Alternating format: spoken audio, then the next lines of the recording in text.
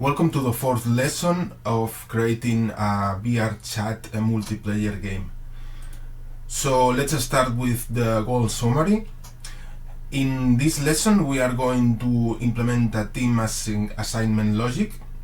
We are going to store the player's ID in arrays. We are going to have two teams, the red team and the blue team.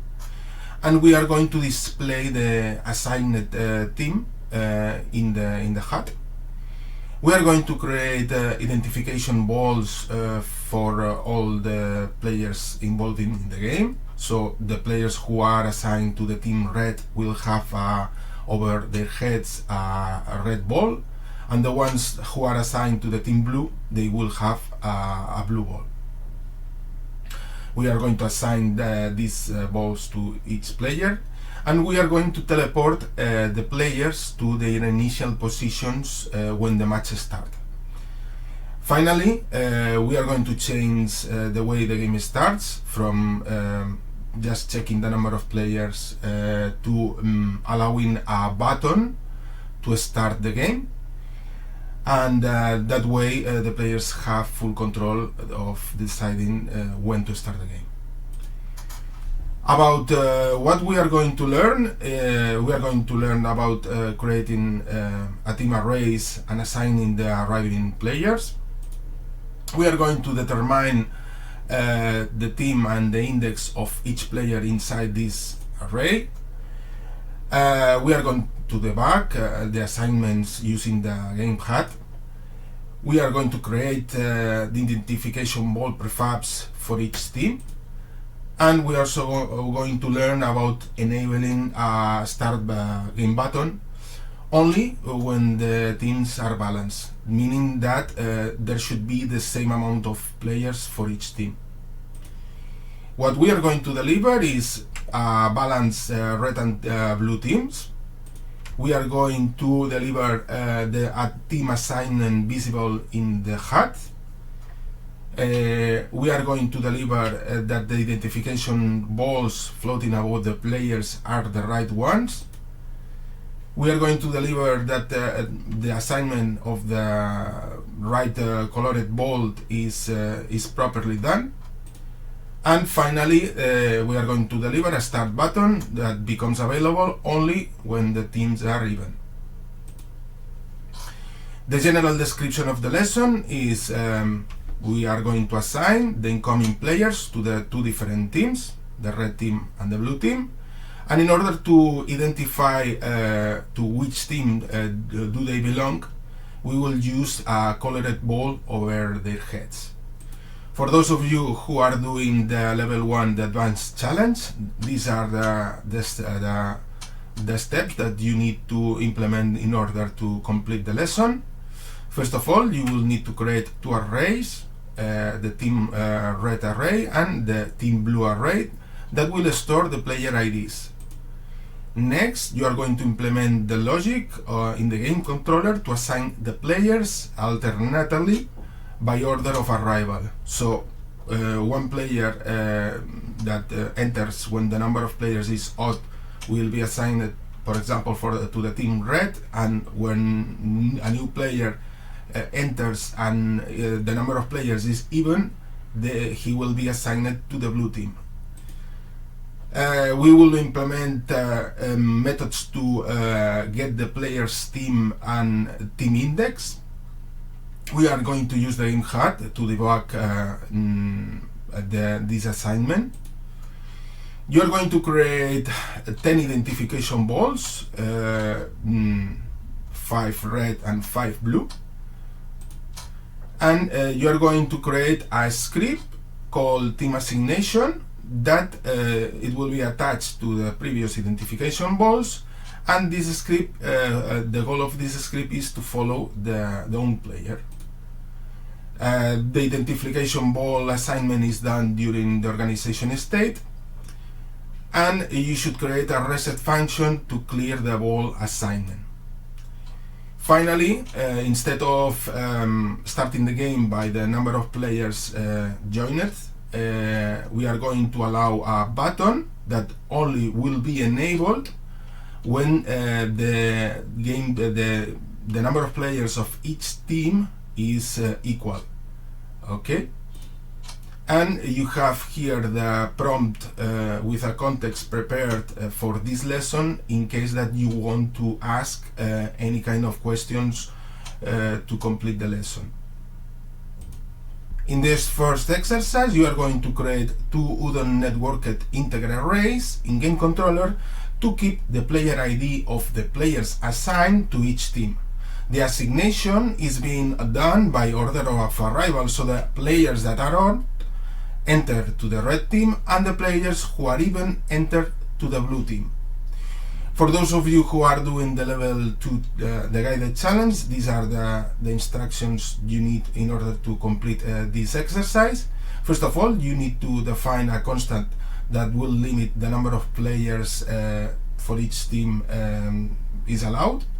So, and you will define two network integer arrays for each team, team red and team blue, where we will keep the player's ID, and then you will need to allocate memory and initialize them to -1 at the start method. With the previously done player counter that we did in the previous lesson, we are going to create a new method called assign player to team that will receive as a parameter the VRC player API of the identification of the player, and we will decide where to store the player ID depending the order of arrival.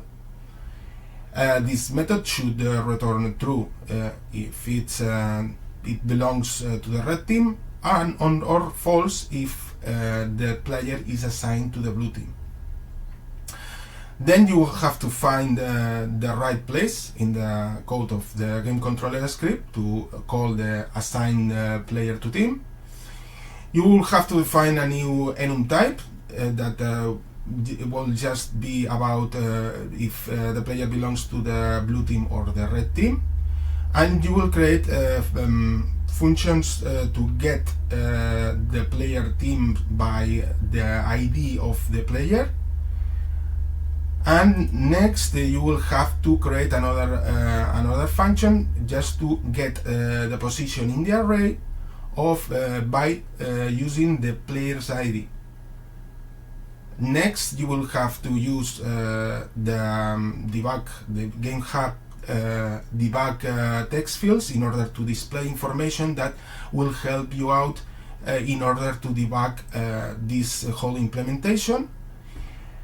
And you will have to show this information for every new player that connects.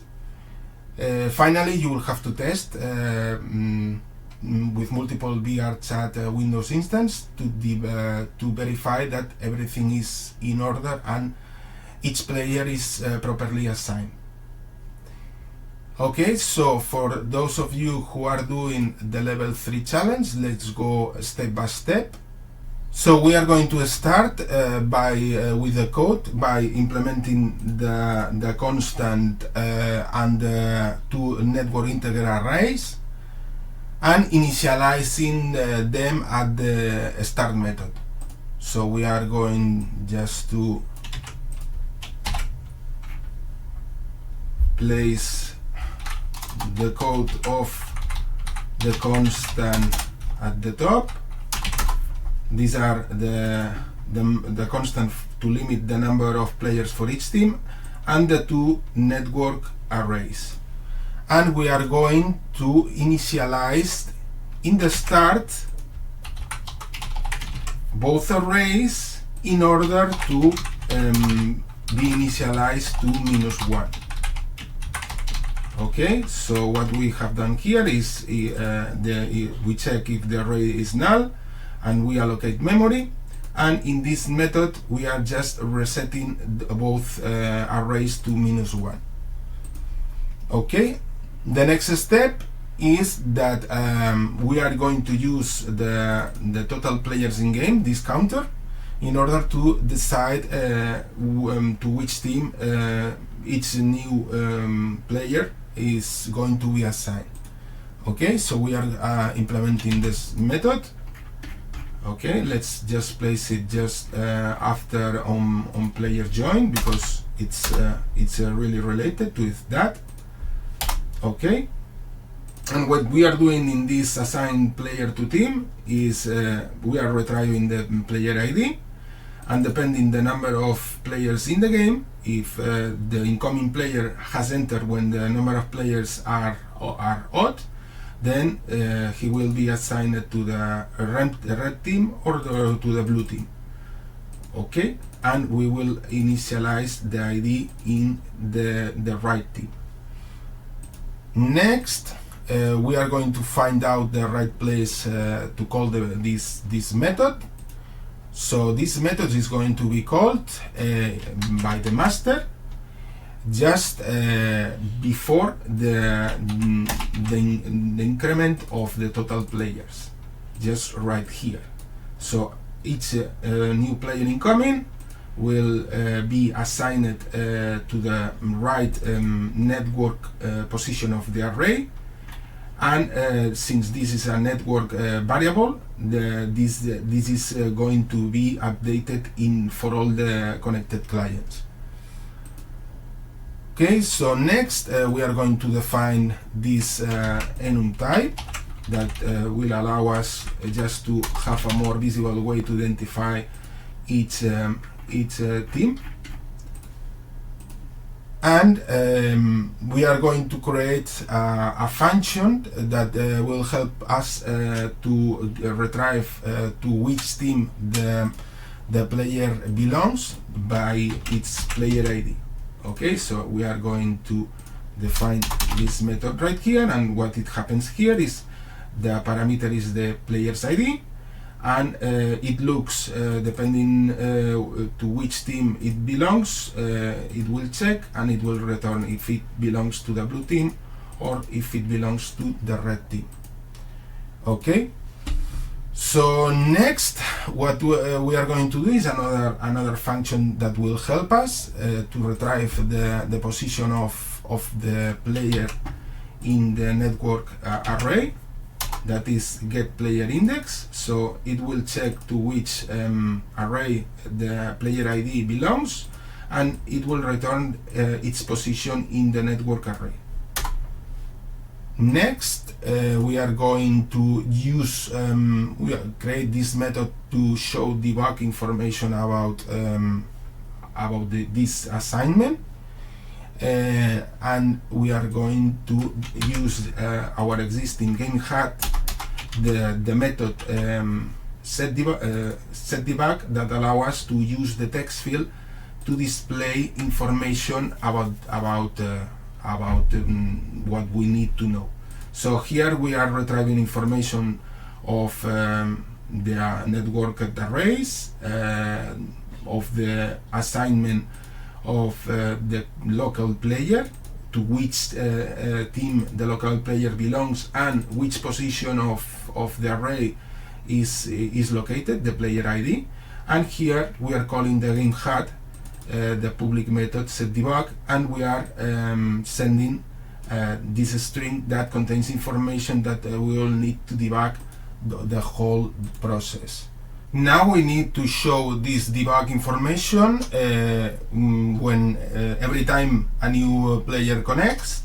So we are going to show the debug information in two places that are just on the serialization, meaning that there has been some change in the network variables, and it's better if we check the debug information about the player. So we are going to place the show debug information in here, and we are also going to display the update information of debug just in the state changed. Okay. Finally, remember that after the assignment in the master of the player to the right team, we need to propagate the changes. So we need to call here to request serialization to communicate the other clients that the network array and the team assignation has been performed for a new player. Okay, so with everything in place, we can proceed to run multiple instances to test the system. Okay, so we are going to build 2 instances to test the system. So let's go. Okay, so let's move one window here and the other here, and let's check that each client is connecting and being assigned to the right team.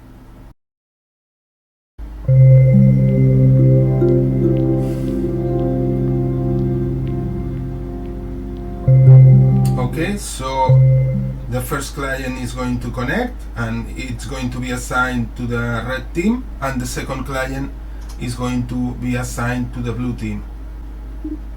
So this client on the bottom is assigned to the red team, okay, and this other client on the top is assigned to the blue team. So we got right the assignation. So let's move forward in the lesson. In the second exercise of this lesson, in order to identify to which team the players belong to, we are going to place a colored ball over their heads, a blue ball for the players in the team blue and a red ball for the players in the team red. And we will handle these balls with the script team assignation. Okay, for those of you who are doing the level 2 challenge, the guided challenge, these are the actions that you need to do. First of all, you need to create a prefab, one prefab for the blue ball and one prefab for the red ball. Then you will need to create a container in the scene with 5 balls for each color. Just remember that the VRChat doesn't handle creating networked game objects during runtime, so you need to place everything that is going to be networked at the scene, at the start of everything. Okay, so finally place these balls far away from the game field so they are not visible when in the game field while the organization state. You will have to create this Unity script, team assignation, place it on the view folder, and you will need to implement the next logic for this script. You will need to implement a getter just to know if the team assignation script belongs to the red or blue teams. You need to implement a public method that will assign the ball to a player ID. Okay, and you will need to propagate this change because this is going to depend on a network variable. Okay, you will need to clear a method to clear the owner because later on when we reload the game we need to clear any ownership to start over. You will need to override on the serialization because when the assignation is performed, a network variable inside the team assignation is initialized, and you need to propagate these changes on all the other clients. And the update method, in the update method, what you are going to do is just to update the position of the ball to the position of the player, because the ball is going to hover just above the player. Next, you are going to add the script to the 2 prefabs of the previously created balls and initialize them with the right value. Okay, and in the game controller script you are going to create a member variable that would be an array that makes a reference to all these balls, identification balls that you have created. Okay, we need that the game controller handles this array of the identification balls in order to properly assign each ball to the right player. Still in game controller, you are going to implement a method spawn identification ball, and this method will be performed by the master, and it will assign the ball to the joined player. considering to which team they belong. If they belong to the red team, they will be assigned a red ball. To the blue team, a blue ball. A method to despawn all the balls. A method to despawn a ball just by for a single player. And you will need to override the method of on player left in order to despawn the ball for the player who has left. Okay. Finally, you will need to test both in the Unity editor and with multiple instances that this assignation is performed the right way. You have a code checkpoint here, just in case that you want to start from a fresh and clean code. So let's go with the level 3, the difficulty. Let's go step by step. Okay. So what we are going to do first is that we are going to download a collection of images that I have prepared right here. Okay, so we have these images, and we are going to move these images in the resource folder. Okay, so we are going in here to the resource folder, we show in Explorer, and we paste the images inside our resource folder. Okay, so the images that you are going to need are here, some red and blue colors, and some graphics that you are going to need during this exercise and later on. Okay. So the next step the current step is to create a prefab for the blue and red ball, and we are going to do that. We are going to create first a ball, a sphere. Okay, we don't need the collider, and we can name ball identification ball,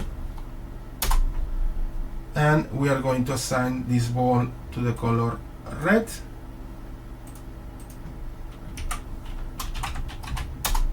Identification ball red, and we are going to create this as a prefab, and we are going to do the same for the blue. We can just modify the current one, just call it blue, change the color to blue, and finally create the prefab. Okay, so we have created the prefabs for both identification balls, for the red and blue balls. Okay. And what we are going to do is, in the game controller, just for the sake of keeping the whole thing a little bit organized, we are going to create an empty game object that would be named identification balls. And here we are going to place the 5 balls for the red. Okay, so 5 balls for the red, and 5 balls for the blue.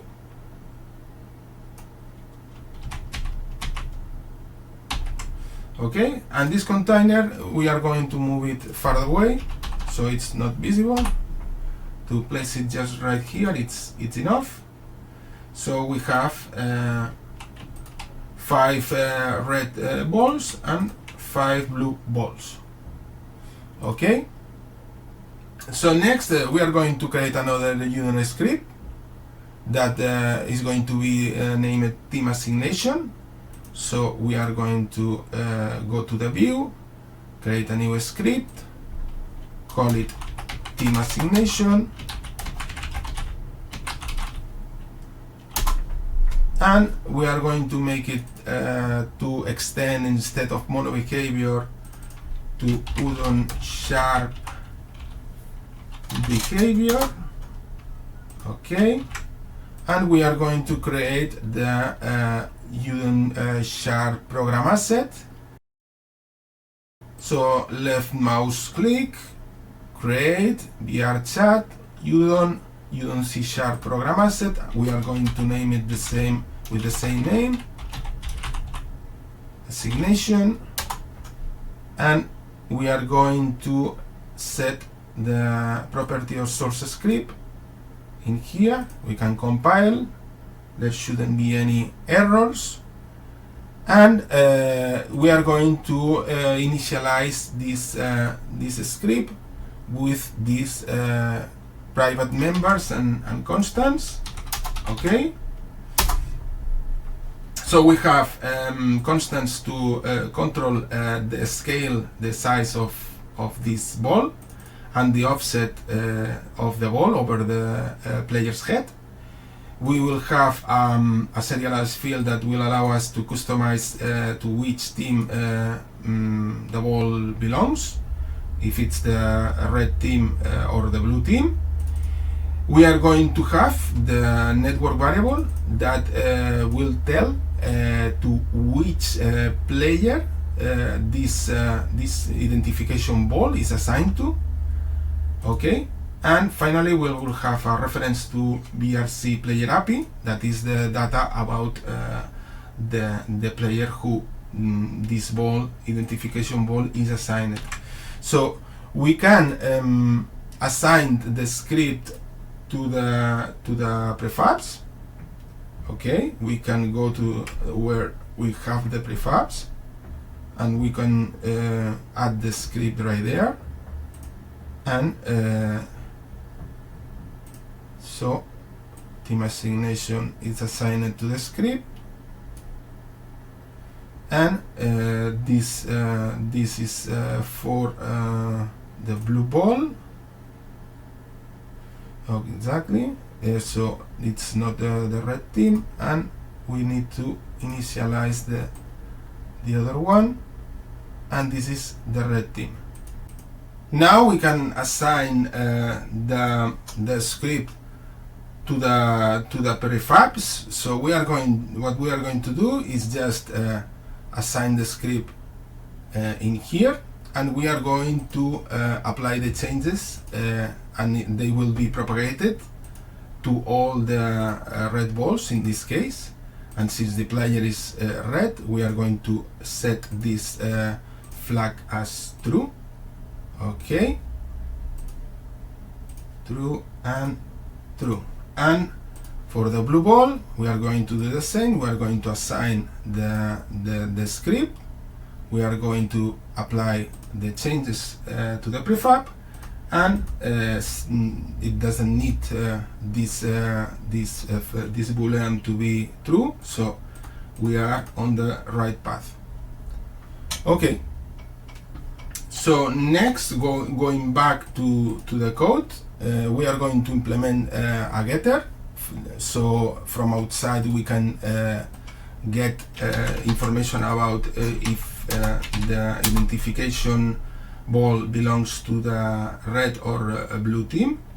The next function is an important one, because we are going to assign the owner of this ball to a player.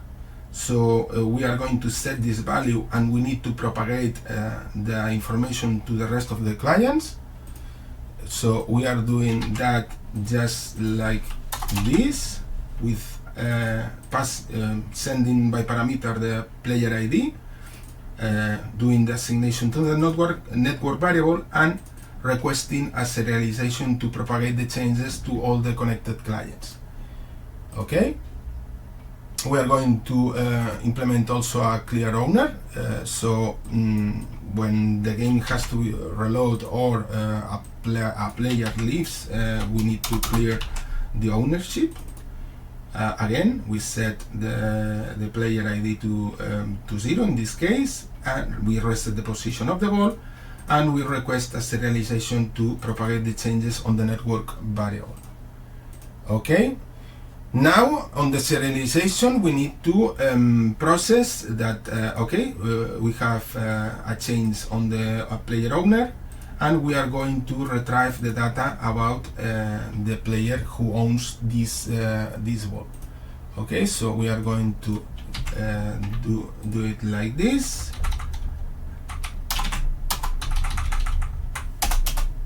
So the rest of the clients, when they got the call to on the serialization, will check the network variable, and you can call to this function from VRC player API, this static function, that will retrieve the object of the player. Okay.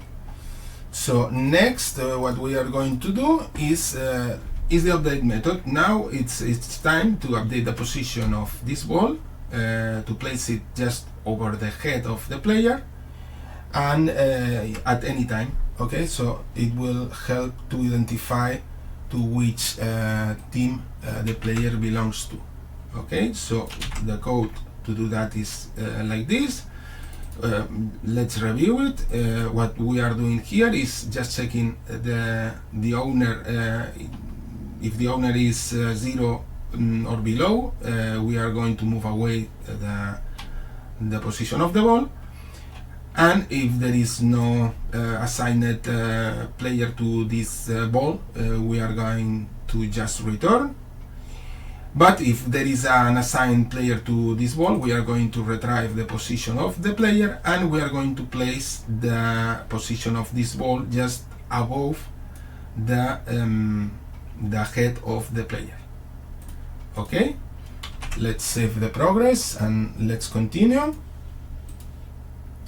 So now this step we have already done it before. We had set the right values for the booleans in this step.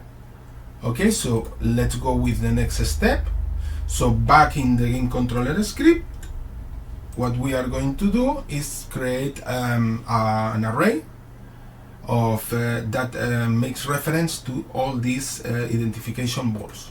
Okay, so we are going to create a serialized field with this array on game controller. So the game controller needs to know about the references to all the balls, and what we are going to do is just to assign them. Go to the Unity editor, and on game controller now we have this array.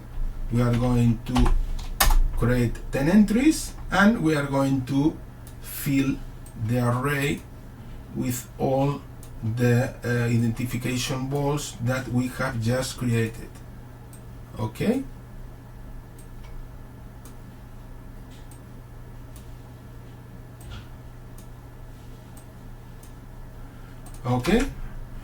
so back to the code. What we are going to do is in game controller we are going to create a method called spawn identification ball with two parameters that are the player and to which team the player belongs, and this method will be performed by the master, and it will assign the ball from the array to the joined player. Okay, so the code for this for the spawning of this identification ball is here. Okay, let's place it just right here. So what we are doing here is just looking for a free ball, one that doesn't have any owner, and we are assigning this ball to this owner. Okay, and the place where we need to assign this identification ball is just after the team assignment. So in here we are going to get to which team the player belongs. and spawn the right identification ball for him. Okay. Next, we will implement the spawning identification balls function in order for later on to reset the whole state and to be able to start over. And another, the spawn identification ball when a single player has left the game, and we need to consider that in order to clear the ownership of that ball. Finally, on player left, we need to call to this the spawning. Okay, so if the player has left, we call the spawning for the ball for the player. So we have everything in place in order to test it. So first of all, you can test it in the Unity editor. You should see over the player's head a ball. So let's press play and check that the right ball is in above our heads. Okay, so we have a red ball because we belong to the red team. Okay, that's okay. Let's make the ball a little bit smaller, maybe because it's maybe too large. Maybe we can reduce it to the half of the size of it. Maybe this value is a little bit better for both balls, the blue one and the red one. Okay, that's okay. So if we run the whole thing again, we should see a way smaller ball over our heads, but enough for the other players to know that we belong to the red team.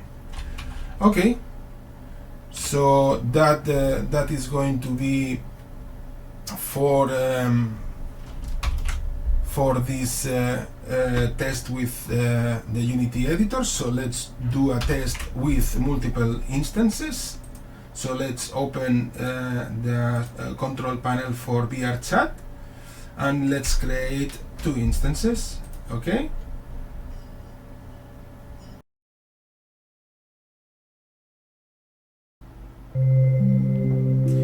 So the first player has the red ball assigned, and now we are going to check the next player that it should be assigned to the blue color. Okay, so here we see that the new incoming player has been assigned to the team blue. We can check on the player that we have the blue ball. Okay, so that would be for this exercise. You have here a code checkpoint with the clean code for this exercise. So let's move forward with the next exercise. In the exercise number 3 of this lesson, we are going to implement the logic of a start button. This button is going to be interactable only when there is the same number of players for each team. And for those of you who are doing the level 2, the guided challenge, these are the steps that you need to do to implement this logic.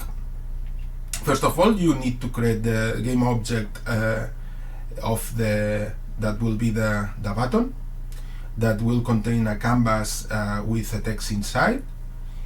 You will need to create the script button start game that will contain the logic of that button. You will add that script to the game object and initialize its members. And the button should have the next functions. Enable ready, that enables when the button should be ready to start the game. Disable ready, it disables the buttons when there is not the same number of players for each team. Next, you will have a network method called network enable This method will call the send custom network event to enable or disable the button for all connected players. You will override a method inherited from Unity behavior that is interact, and you will implement the first thing that you will do to test the implementation is that just press and show a log message, and later on you will send the right message to start the game. Next, you are going to define a member, a serialized member in game controller to connect with the previous button. Still in the game controller, you will need to implement a method called start game request. This method will send a custom network event and will ask the master client to start the game. Remember that the master client is the one responsible to perform the state transitions, and it should be the one responsible to make this transition to the game state. Back in the button start game script, you will call the start game request when running interact. Now in the game controller script, we are going to remove the code that considered the total number of players to start the game, to transition to the game state, and now we are going to implement the new system that based on pressing this button to trigger this change of state. You are going to test it with multiple VRChat Windows instances, and in order to be able to run the game in the Unity editor, we are going to add some code that will consider the preprocessor constant Unity editor, so you are able to test it locally. And the last steps are that in the game controller script, you will define well, you just link with the button start game, and in the button start game you are going to implement two public methods: show start to make visible the button, and hide start just to hide it when the game starts. Back in the game controller script, we're going to hide the button when we enter the game state. And now you should be able to change the game state in the Unity editor, and the button should disappear. You will have to do this test with multiple VRChat Windows instances.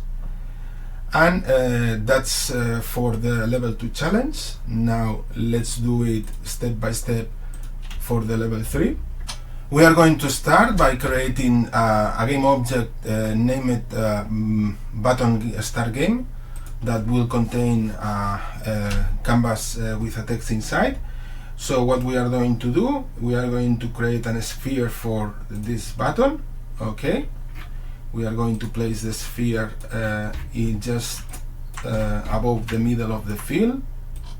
Maybe this place would be okay. So, and we are going to name it button start game.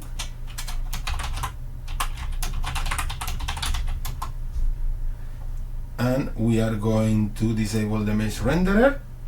And in here we are going to create an image that automatically will create a canvas. And this canvas we will have to change it from render mode screen space overlay to wall space. And we also need to change the scale so it appears in the right position. Okay, so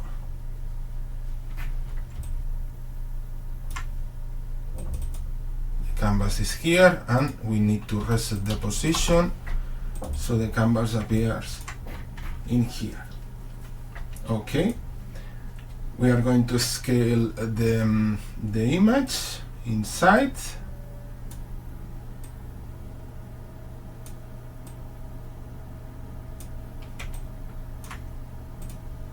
and we are going to use an existing image that I have for the button for it.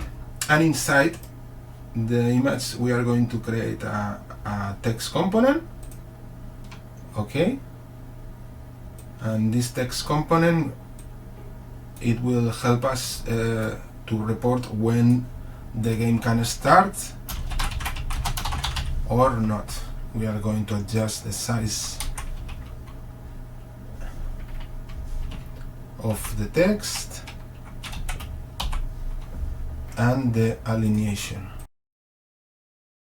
So the next step is going to be that we are going to create the button start game script. We are going first to move the button start game inside the game controller, just to keep the whole thing organized. And now we are creating a new script, a new Udon script. First we will create the script.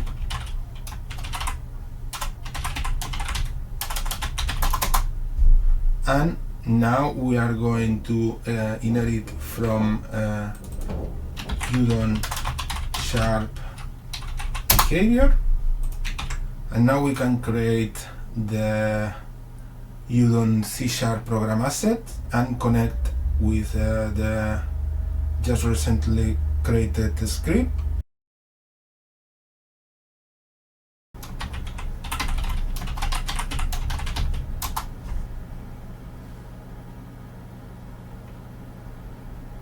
We set the source script and we can proceed to compile, and there will be no error so far. And we are going to set some variable members that will allow us to connect both to the text field that is contained inside this game object and a reference to the game controller. Okay, so with these two references we can set them in the Unity editor inspector. First of all, we will have to assign the script here, and now we can assign the game controller and the text field. Okay. Next, we are going to start implementing the methods enable ready. This method will enable the interaction with the button, and it will allow us to start the game. Disable ready. Here we are disabling the interaction and setting the text message that we need one more player to make the teams even to be able to start the game. And now we are going to create the method that the network enable, that will allow us to send a custom network event in order to enable or disable all the buttons in the network. Okay, so enable ready with a boolean, it will send the events, and it will call either enable ready or disable ready to enable or disable all the buttons in the network. Next, we are going to override the interact method, and we are going just to show a log message. And so far we can test the system. So if we run in the Unity editor, we should be able to see that a highlight appears for the button that tells us that this is an interactable method, and we can click in here in order to trigger the behavior. Okay, but since the since it hasn't been yet initialized, the log message is not going to be triggered. So what we can do is just by default in the start we are going to enable the button, and we are going to try again. Okay, and now we get the message press start. Okay, we are going to remove this from here because we are going to call enable ready from the game controller. Okay, so on the next slide, in the game controller script, we are going to define a member to connect with the button. Okay, so we define the new variable member and we set it in the inspector. So we select the game controller and we initialize connecting it with the button. Next, we are going to implement in game controller a method called start game request. This method will be called by the same button start game script, and it will perform a send custom network event that will ask the master client to start the game. Okay, and this works like this. So we are going to create two methods. One method that will be called by the button game start, and this method will call all the connected clients, and the client who is the master will be responsible to start the game.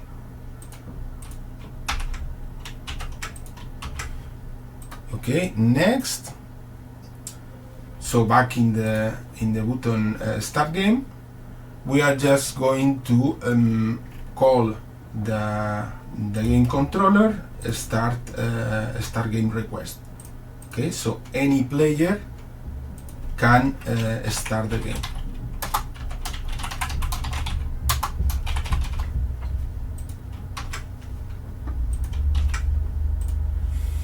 Next, we are going to change the way that we were transitioning from the organization state to the game state. We were taking in consideration that the total number of players, so we are no longer doing that. What we want to do is just to consider that all the players, there is the same number of players for each team. So what we are going to do is just disable the code that considered that number, and instead we are going just to for each connected client consider how many players are in the wall, and if the number of players is right, we will network enable for all the connected clients the button or not. Next, we are going to test the system with multiple VRChat instances. Okay, so we are going to go here. We are going to open the VRChat control panel.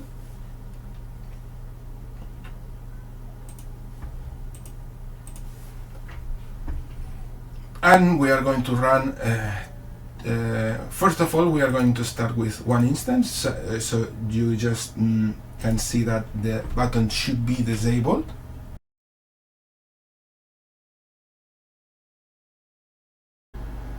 Okay, as you can see, we got the right message that we still need one player to start the game, and we cannot change from organization state to the player state. So we are going to do that. We are going to add a new player to the game. We are going to create another instance, but this time test your last build with one player, and we are going to observe that the message is going to change on the previous player as soon as the new player joins the wall, because there will be the same number of players for each team. So as you can see, the new player is the player blue, I am the player red right here, and the message on the button has changed. So any one of us can trigger the change state. So let's do it right here, and we both have changed it to the game state. Okay, so far so good. Let's continue. Okay, so the problem is that right now, if we run it in the Unity editor, we won't be able to start the game, to force the transition, because in the Unity editor we are not able to simulate multiple instances. This is a problem because to run VRChat instances is expensive and it takes a lot of time, so we need ways to improve that. So we don't need, so right now we need to change that so we can transition to the state game. And in order to do that, what we are going to do is just to use a preprocessor constant, okay, that will consider if we are running the application in the Unity editor. We are going to implement that on the network enable of the button start. So in here, what we are going to do is this. If we are on the Unity editor, by default, you will always enable the button. But if we are running a VRChat instance or the production game, we are going to perform the normal logic. So now if we go back to the Unity editor and we run it, we should be able to press the button to transition to the game state. Okay, so we are on the game state, we are still on the organization state, and as soon as I click here, we have transitioned to the game state. Okay, so let's continue. So what we are going to do now is implement in the button start script, we are going to implement these two methods, show start and hide start. So in here we are going to implement these two methods, show start and hide start. And these two methods will allow us to, when we are transitioning to the game state, we are going to hide the button.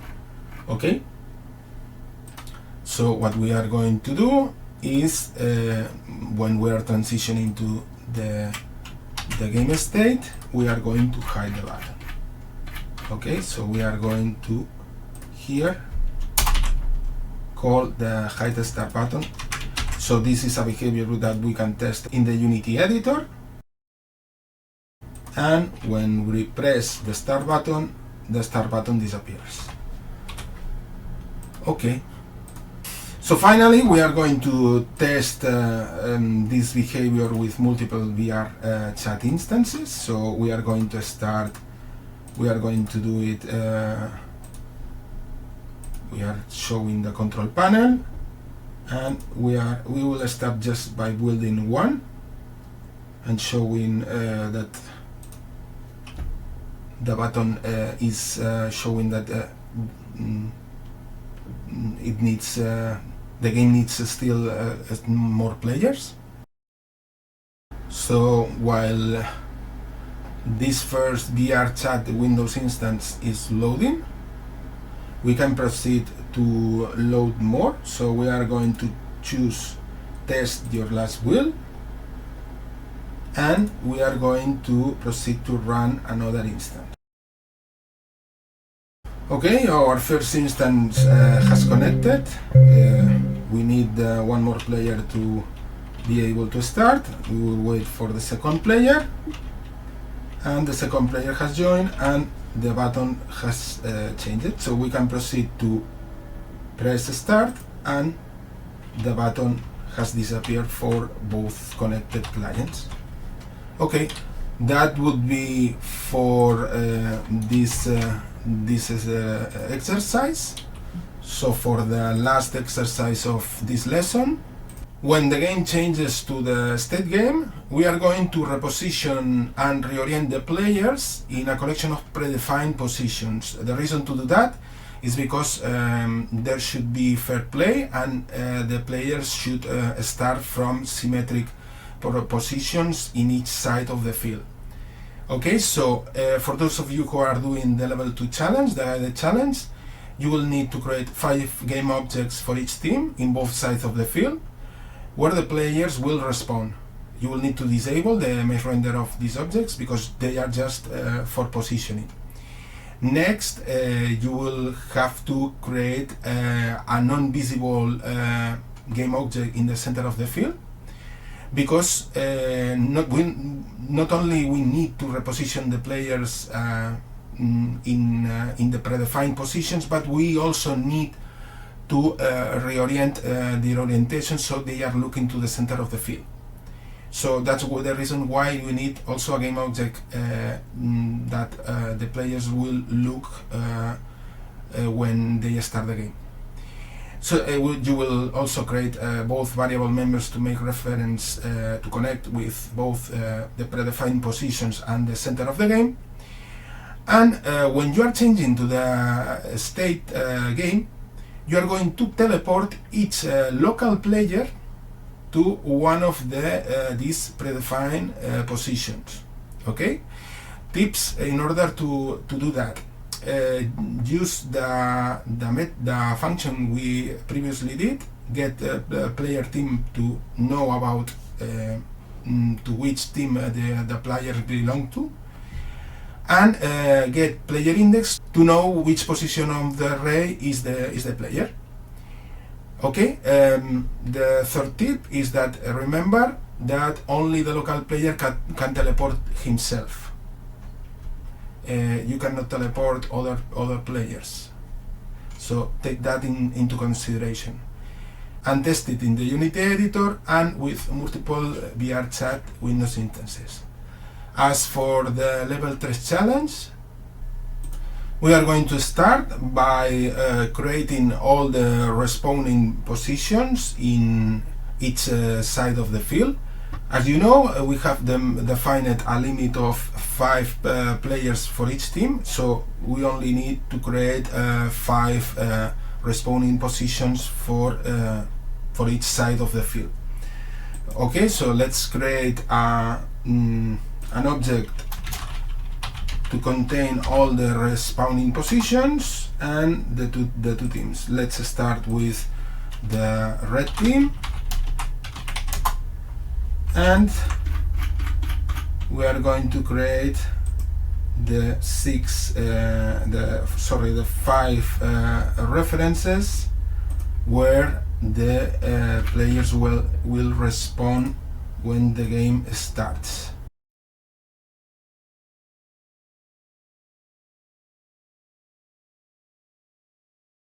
Okay, so once we are okay with the symmetry of the respawning positions when the game starts, we can proceed to disable both the collider. The collider we can delete it, and we need to just disable the mesh renderer.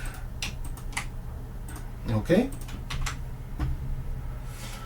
So the next step, in the game controller, we are going to reference all these points. Okay, all these game objects. So we go to the game controller and we create serialized fields to make reference to all these game objects. Okay, so we are going to create 5 entries for each team. and we are going to fill the data. So next we need to create the center of the field in order for the players to reorient the players to look at this center of the field. That it's going to be just also in the center of the current field. Right now we have already this sphere that we can use as a reference. So we can make it, we don't need the collider for here, and we can make it way smaller. Just this will be enough, and the players will be looking at this center of the field. Let's name it center field, and that's where the players will be looking. We can disable the image renderer,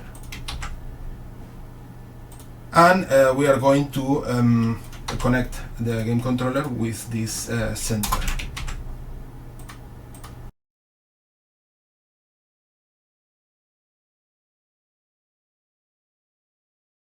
So next we are going to implement the logic of teleporting the players to our positions on both sides. So just try to give it a try. Ask the AI to help you out a little bit if you are not able to manage to do it, but give it a try before I do it. Okay, so I am going just to copy the solution and explain it. So when we transition to the game state, what we are going to do is first get the player team for the local player, and depending the local player, we are going to get a spawning position that belongs to the right team. Okay, so if it belongs to the blue team, we get the index in the array that takes the local player, and we are going to use it to both teleport to the position that we have defined, and also to look towards the center of the field. So we are doing this for each player. So each player gets teleported and reoriented towards the middle of the field. We can do that on the Unity editor. So if we proceed to run this on the Unity editor and press start, we should be teleported and reoriented towards the center of the field. Okay, so we are here, and if we press the start button, we are going to be teleported. Okay, we are teleported, and we are looking forward the center of the field. Okay, now it's time to test it with multiple VRChat instances. So we are going to start just by running the first client.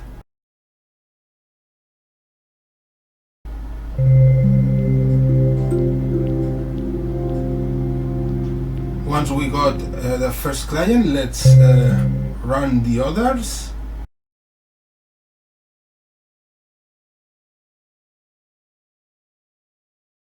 Okay, so we have all 4 players connected to the game, and we are going to press the start button, and automatically all the connected clients will be teleported and reoriented towards the middle of the field. So 3, 2, 1, and everybody has been teleported. Everybody is in their own field. The blue team is in this field, and the red team is in his field.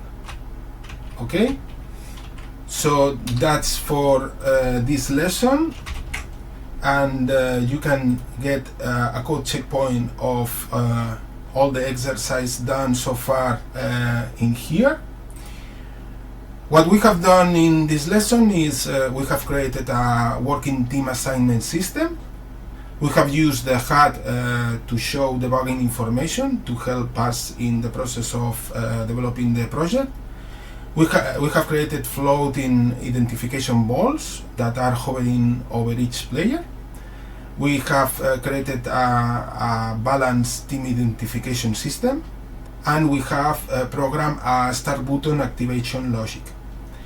Finally, you have here questions if you want to check your knowledge about the lesson, and you can provide us some feedback to improve for the future.